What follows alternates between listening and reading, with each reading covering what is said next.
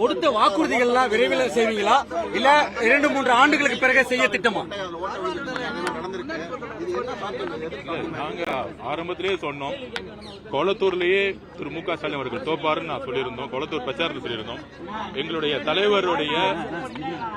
தலைவருடைய பிரச்சாரம் பெரம்பூர்ல அவர் மனு தாக்கல் செய்யப்பட்டு கொளத்தூர்ல என்ட்ரி ஆகும் பொழுது அவர் கொளத்தூர்ல வரக்கூடாதுன்னு அன்னைக்கு காவல்துறை வந்து தடுக்கப்பட்டார்.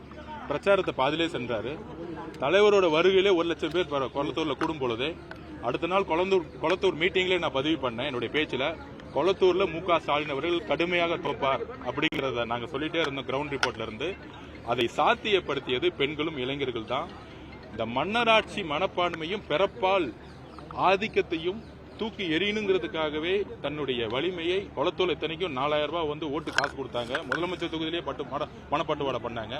அதை கடுமையாக மக்கள் நிராகரித்திருக்காங்க.